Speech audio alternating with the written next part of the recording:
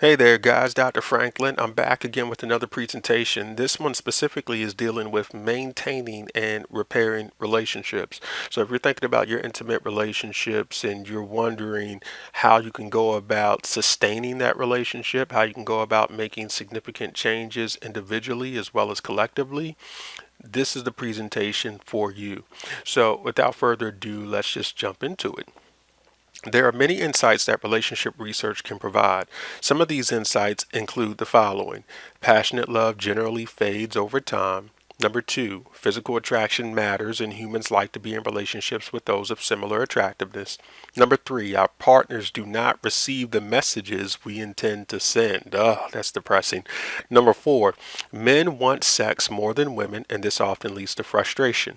Number five, the longer the intimate relationship, the more likely that a partner will decrease in politeness and considerateness.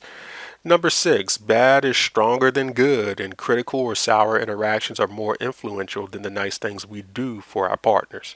Number seven, marriages are less satisfying these days when compared to marriages of years past, and divorce is more common today.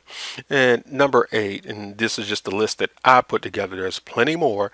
Number eight, sooner or later, a partner will betray us in some type of way that causes hurt and pain. All of those things could make you never want to enter an intimate relationship, and you'd be like the guy trying to dodge the lasers on the right side of the display. However, there are some positive things to take away from relationship research as well. These include the following. Number one, as passionate love tends to fade, it often blends into a deep, affectionate friendship. Number two, about a third of men are capable of being as warm, sensitive, tender, and kind as women. I'm going to let that sit for a minute. Number three, authentic forgiveness is able to be obtained in a relationship that is satisfying and believed to be worth saving. And then number four, all of us can be more thoughtful, rewarding, and charming partners if we try to be. So, in this lecture, we'll discuss mechanisms by which individuals strive to perpetuate the satisfaction in their relationships, and we'll also discuss interventions that people use to fix their relationships. When discussing strategies that individuals use to maintain their relationships, there are two schools of thought that should be explored. One school of thought focuses on actions that communication scholars have identified, and the other school of thought focuses on behaviors that follow those in a committed relationship, as specified by Carol Rusbolt's investment model. I will start by discussing cognitive mechanisms that individuals use to sustain their relationships. The first cognitive mechanism I want to discuss is inattention to alternatives. When individuals are committed to their relationships, they tend to not consider or pay attention to how they could be doing in another romantic partnership. In fact, they may think that they would be doing worse in another partnership. People that decide to be committed in their relationship, number two, hold positive illusions of their partners. In other words, they idolize and romanticize their partners. And when selfish, inconsiderate, and obnoxious things occur, and they will occur, these are thought to be temporary setbacks or blunders that is not indicative of who their partner really is. Number three, perceived superiority is when couples believe that their relationship is better than most, and these individuals are more likely to have their relationships last. People who are committed in relationships also tend to, number four, derogate the alternatives. People in contented relationships tend to view alluring alternatives negatively, and the more tempting the alternative is due to maybe proximity or interest or looks, the more derogation tends to increase among committed individuals in intimate relationships. The last thing I will mention here in terms of cognitive mechanisms that influence the sustainability of relationships is cognitive interdependence. Individuals that are committed to their relationship transition from thinking of themselves as I and me and begin to think of themselves as us, ours, and we. There's an incorporation of their partner. Greater perceived overlap of similarities is often felt and experienced, and all of this helps to sustain the relationship. There are a few behavioral mechanisms that I want to discuss that help people to maintain their commitment to their relationships as well. One thing that individuals do is pray for their spouses. Research shows that the more individuals pray for the well-being of their spouses, the more committed and forgiving they are likely to be toward their spouses. Research does not support the idea that prayer for one's needs supports committed relationships. Forgiveness, or the act of providing mercy to someone who has offended you, or giving up your perceived right to get even or hold someone in debt that has offended you, is shown to be prevalent in committed relationships.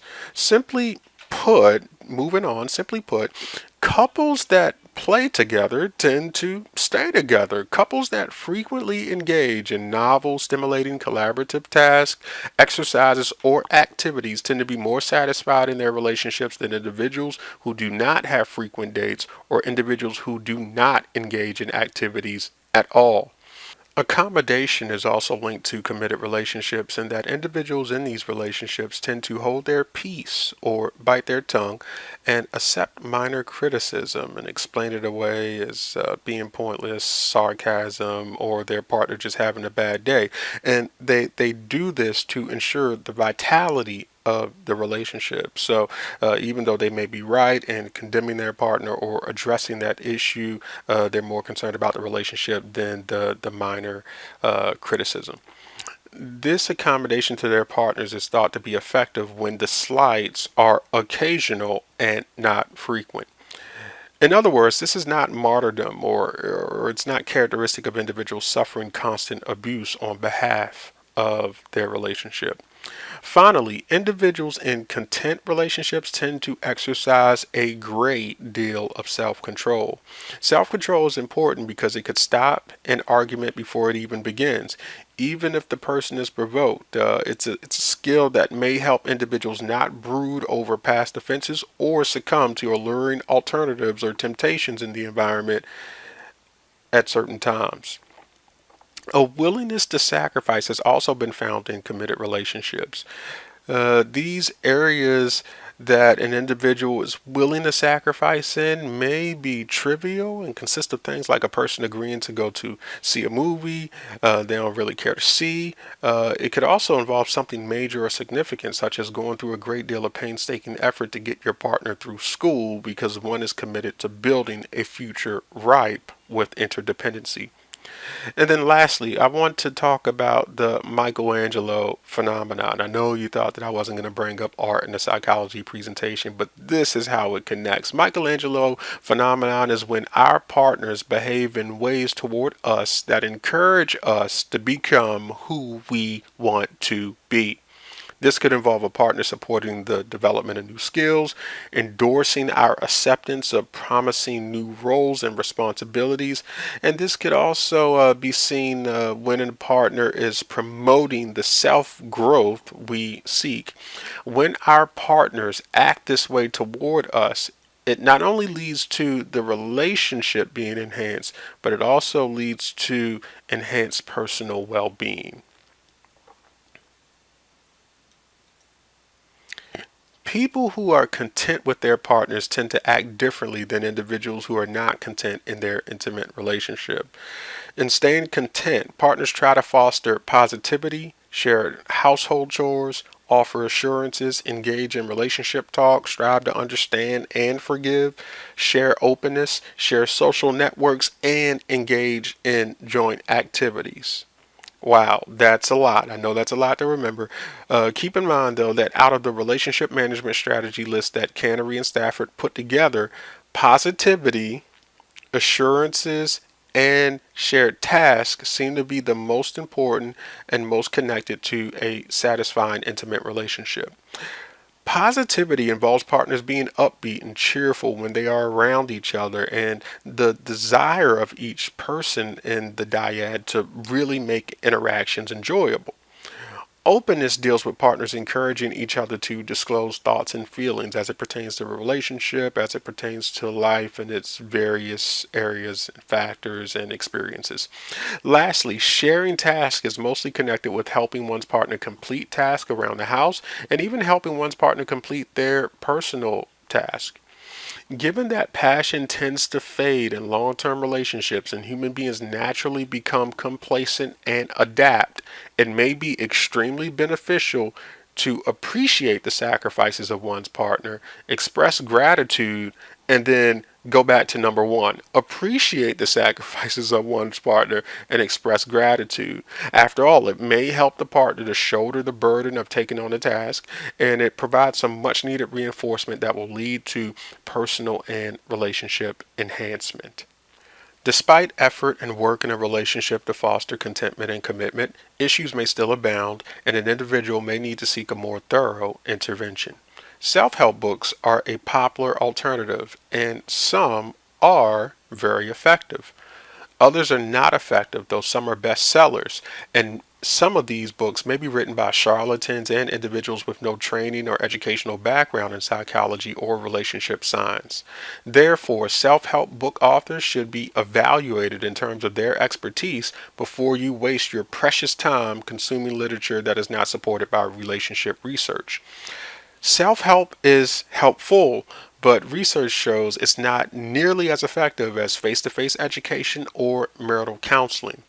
Now, premarital counseling and marital counseling has been found to be helpful, extremely helpful, given the variety of therapeutic approaches, which may include insight oriented couple therapy, emotionally focused couple therapy, cognitive behavioral couple therapy, and others. This may leave a person wondering which approach should they choose. The answer to that is that individuals should pick the counselor and the therapy approach that appeals to them most. This is important given that many of the therapeutic approaches have common features, and you're more likely to buy into treatment and believe that a positive change will result if you trust and respect the therapist. In conclusion, you can think of intimate relationships requiring maintenance just as a car would require maintenance. And should issues arise, some work on the car could cause it to last longer than you expected. Before issues even arise, though, you can do preventive care to stop that relationship from breaking down. But it's necessary to point out that this car analogy has limitations. Eventually, you will have to replace your car, but with careful thought and attention, you may not necessarily have to replace your significant other, your spouse, your fiance. You get the drift.